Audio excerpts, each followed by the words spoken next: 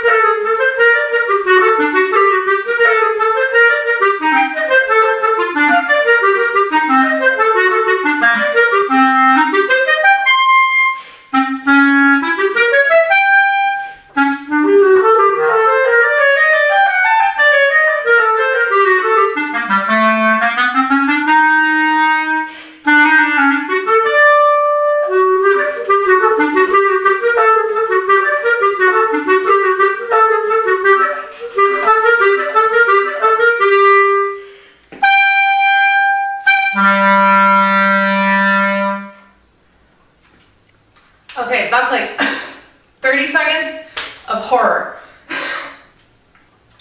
I remember playing this one for auditions when I was in high school, and I remember hating it. And the worst part is not those grace notes at the beginning and throughout the piece, but let's talk about that. So, a lot of the times when we're learning pieces, your teacher will tell you, leave out the grace note, leave out the trills, until you have the rhythm set, which is very sound advice. But the rhythm is just straight 16th notes, so we don't really get that pass here. You need to learn the grace notes.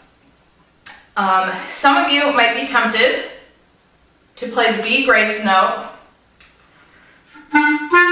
Oh, G sharps.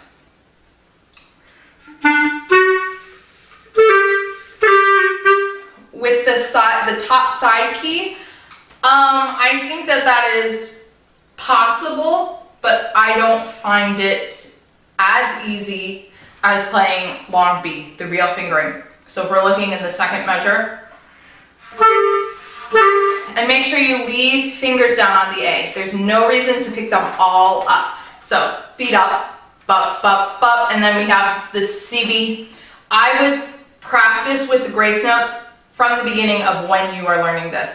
Don't try to add them in later because they're such a big part of this etude. The biggest thing with this is practicing it slow.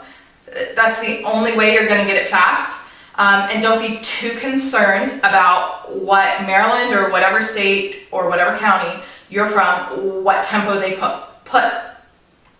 It is much better to play it slower and cleanly than try to play fast and ruin all of your hard work. The other thing is most people's reaction under pressure and nerves when we're playing at an audition is to rush. So if you take something too fast and you speed up, you might push yourself into an area where you can't play at that speed anymore. The best things in this etude are when we get these little sections. It's a nice place to ground yourself. So just think of the first two notes of all those 3-note groups as grace notes almost. They're really quick. So we also want to think of this in 4. 1 EN, 2 EN, 3 EN, 4 EN. Make sure you give a little bit to show that there's an accent, but don't bring it up too much. I don't want to hear just a little bit. So a little bit of weight on the front of the note. The other thing that's tricky about this piece is the breathing. I managed to do it without dropping a note But if I was playing this for an audition, I would plan some places to breathe that aren't written in the piece, basically. The first place that I took a breath was 4 lines down after the A. Then I took another breath in that same 4th line, the 3rd measure in. And that was enough for me. It might not be enough for you.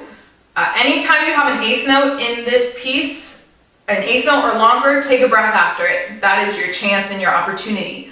If you need a breath somewhere else, I would suggest dropping a note.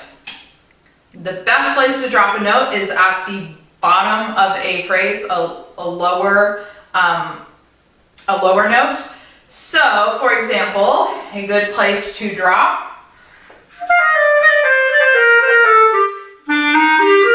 So that was the last measure of the 2nd line and the 1st measure of the 3rd line. I dropped the F, the 2nd 16th note. That's going to be less noticeable than dropping a note up high. So if I started in the same place,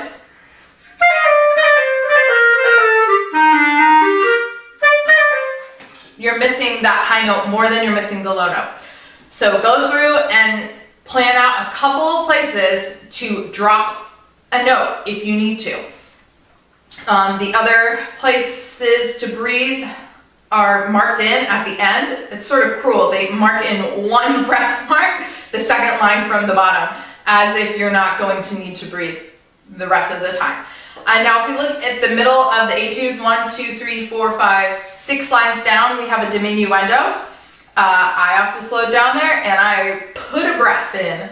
Slow down, take a breath, and restart, because the measure after the dim, we restart with the melody. So that's a good place to do that. So if I started, I'll start at the beginning of the line, a little under tempo. Well, no, I'll play it at tempo.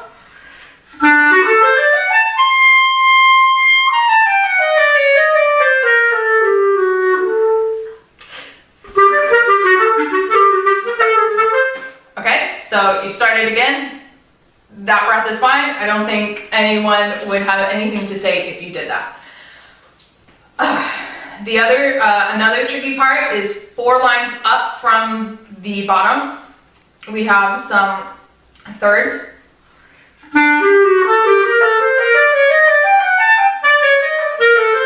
Going into syncopated offbeats.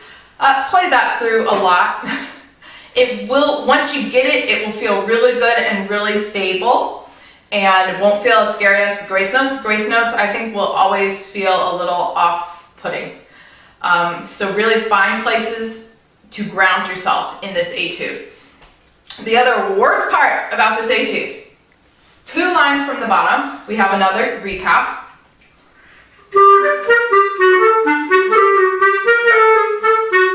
And then it goes down to a G sharp, which is different from the beginning. And your fingers won't want to do it because you will have practiced the beginning a million times and then you'll forget about the end.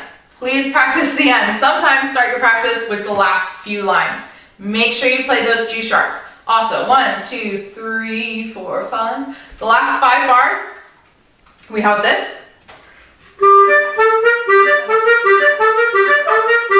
That's trickier than you think. Practice that. Don't get so hung up on the end because you don't know what part of, they might have you play the whole etude, they might have you play the first half, they might have you play the middle 3 lines or the end. So you have to be comfortable starting anywhere in the piece. Okay, good luck practicing.